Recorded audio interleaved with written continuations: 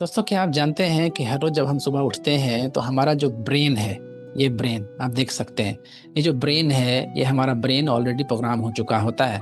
क्या आप जानते हैं इस बात को कि आपका ब्रेन में जो पहले से जो फियर है, आपका जो पास्ट ट्रोमाज है, आपकी जो परवरिश अपब्रिंगिंग है और आपका जो इन्वायरमेंट है, जिस इन्वायरमेंट में आप पले बड़े हैं, ये सब ऑलरेडी आपके माइंड को एक स्पेशल टाइप की प्रोग्रामिंग दे रहा होता है। So welcome to all, this is Tafheem sir और I am brain and clarity coach. और आज मैं आपके साथ कोई लंबी चौड़ी बात नहीं करूंगा, बल्कि इसके बारे में 7 ऐसी चीज़ें बताऊंगा कि जिन्हें यूज़ करके आप अपने माइंड की प्रोग्रामिंग को रिवर्स कर सकते हैं और बेटर ग्रोथ और अचीवमेंट हासिल कर सकते हैं। क्योंकि अगर आप अपने माइंड को प्रोग्राम नहीं करेंगे तो फिर कोई और कर रहा होगा और वो अपनी मर्जी से अपने मुताबिक आपके माइंड को चला रहा होगा। फिर आप सोचेंगे कि मेरे साथ ऐसा क्यों हो रहा है और मेरे लाइफ में ग्रोथ और सक्सेस क्यों नहीं है। तो चलिए सीधा हम बात करते हैं अपने माइंड के प्रोग्रामिंग की तरफ में। और मैं इसको कहना चाहूँगा 7 hacks of reprogramming your mind. अपने माइंड की रीप्रोग्रामिंग के लिए मैं आपको आज 7 क्विक्स एनएलपी टेक्निक्स बताने जा रहा हूँ, जो कि आप अगर उसे अप्लाई करेंगे तो आपके लाइफ में डेफिनेटली बहुत बेनिफिट होगा। अब हैक नंबर 1 है कि name it till you time it. सबसे पहली चीज़ ये है कि हमें अपने इमोशंस को नाम देना चाहिए, उसको अपनी आइडेंटिटी नहीं बनाना चाहिए। जैसे फॉर एग्जांपल के तौर पर आई एम सैड, तो क्या आपका नाम सैड है? क्या आपका नाम उदास है? बिल्कुल नहीं। तो आपको ऐसे बोलना है कि आई एम फीलिंग सैड।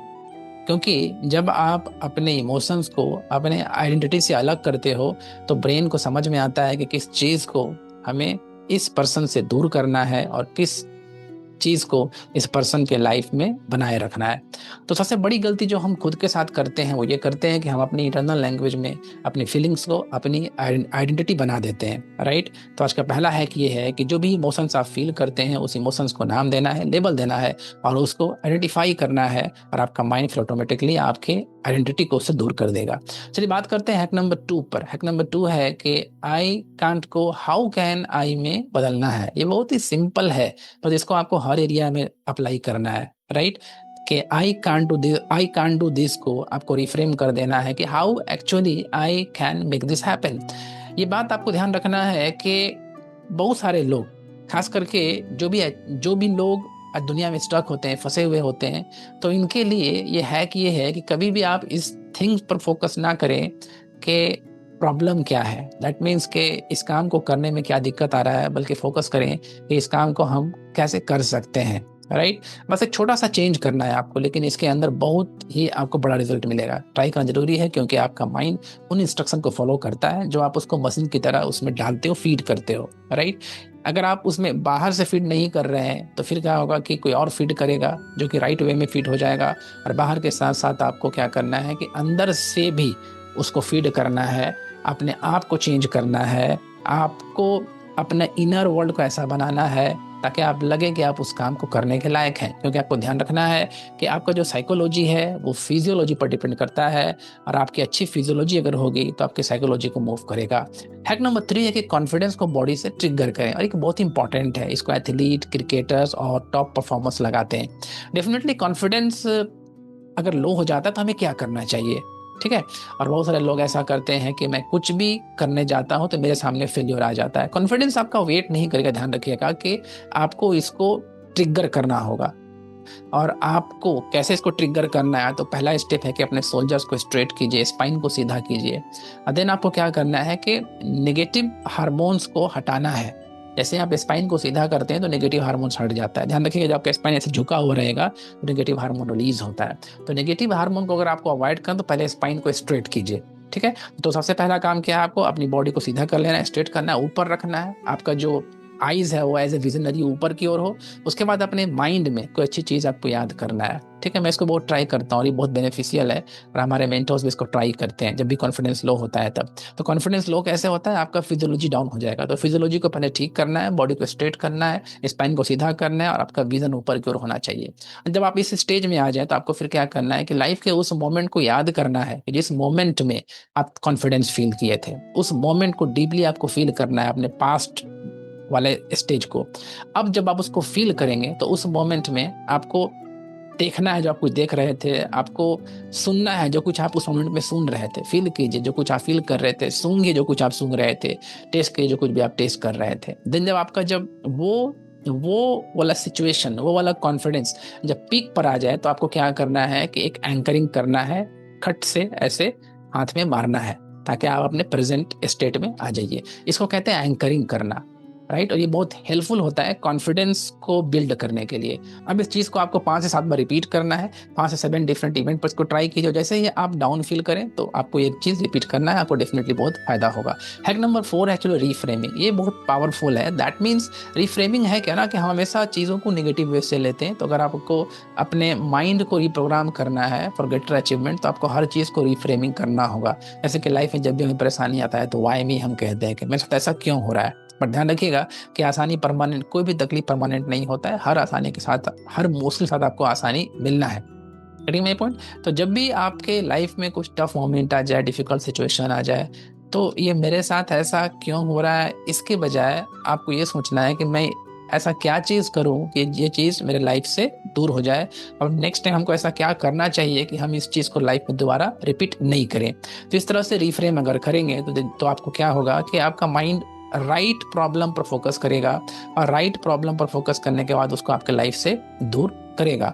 तो ये बहुत इंपॉर्टेंट है। रिफ्रेमिंग करते हैं तो आपके ब्रेन को क्लैरिटी मिलता है, बिकॉज वो इमोशंस और फीलिंग्स को समझता है। इसीलिए आपको क्या करना है, रिफ्रेम करके ब्रेन को बताना है, क्लैरिटी देना है कि हमें ये चीज़ नहीं चाहिए, हमें ये चीज़ चाहिए। नंबर 5 जो कि बहुत पावरफुल है, और वो है फ्यूचर विजुअलाइजेशन, राइट। तो जब भी आप अपने फ्यूचर को विजुअलाइज करते हो तो ब्रेन को एक मैसेज जाता है, सबकॉन्शियस ब्रेन को, कि इसको एक्चुअली कैसा लाइफ चाहिए। देन ब्रेन क्या करता है, राइट रिसोर्स प्रोवाइड करता है और उस चीज़ को रियलिटी में बदल देता है। टॉप अचीवर, सक्सेसफुल लोग इस टेक्निक को ही अपनाते हैं। पहले ब्रेन को मैसेज डालते हैं, ब्रेन में फीड करते हैं कि मेरे को कैसा लाइफ चाहिए, हमको क्या करना है, किस चीज़ को हम पसंद करते हैं, किस चीज़ को हम अवॉइड करते हैं। देन फिर ये ब्रेन का काम है, ये आपका काम नहीं है कि उसमें सोचना कि ये कैसे कंप्लीट होगा। फिर ये ब्रेन का काम है कि आपको उसके रियलिटी में ले जाए। एनएलपी में इसको हम लोग कहते हैं see your future before it happens. NLP में इसका नाम होता है कि पहले ही फ्यूचर को देखिए, जो आप जैसा फ्यूचर चाहते हैं। जब आप विजुअलाइज करेंगे, क्योंकि आपका ब्रेन फर्क नहीं समझता है कि इसमें रियलिटी और इमेजिनेशन में, तो आपकी प्रोग्रामिंग बन जाता है। जो चीज़ आप विजुअलाइज करते हैं वो क्या होता है, आपका प्रोग्रामिंग बन जाता है। तो फ्यूचर के बारे में अपने माइंड को आपको फीड करना है, और आपको वो चीज़ उसको दिखलाना है जो चीज़ आप चाहते हैं। जब आप ऐसा करेंगे तो वो चीज़ क्या होगा, रियलिटी में चेंज हो जाती है। नंबर 6 है आपका स्टेट ब्रेक। ये बहुत ही पावरफुल होता है, बिकॉज स्टेट जो होता है हमारे फिजियोलॉजी को डिफाइन करता है, और हमारे फिजियोलॉजी जो है वो साइकोलॉजी को डिफाइन करता है, और हमारा जो साइकोलॉजी है वो क्या होता है, आउटकम को डिफाइन करता है। तो स्टेट ब्रेक करना, अगर आप नेगेटिव स्टेट में हैं तो आपको स्टेट ब्रेक करना आना चाहिए। प्रोफेट मोहम्मद सल्लल्लाहु अलैहि वसल्लम के रेफरेंस से ये बहुत ही आपका कॉमन चीज़ है कि अगर आपको गुस्सा आता है आप खड़े हो जाओ, अगर आप खड़े हो तो बैठ जाओ, और अगर बैठे हुए हो तो लेट जाओ। एनएलपी के जुबान में इसको कहते हैं स्टेट ब्रेक। ये होता है स्टेट ब्रेक। दैट मीन्स जिस स्टेट में है और वो स्टेट का नेगेटिव स्टेट है तो उसको क्विकली ब्रेक कीजिए। तो ये हर मोमेंट में अप्लाई करना चाहिए। जब भी डाउन हो, आपका फिजियोलॉजी डाउन चला जाए, कॉन्फिडेंस डाउन चला जाए, स्ट्रेस में, टेंशन में, तो स्टेट ब्रेक करके आप इसको ओवरकम कर सकते हैं।